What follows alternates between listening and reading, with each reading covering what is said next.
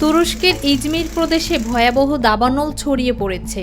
দ্বিতীয় দিনেই 4টি গ্রাম ও 2টি পাড়া খালি করে দেওয়া হয়েছে।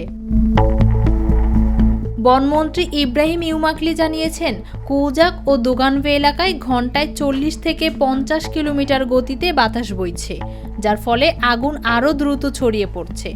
1000-এর বেশি কর্মী, হেলিকপ্টার, বিমান ও ট্রাক দিয়ে আগুন নিয়ন্ত্রণ কাজ চলছে।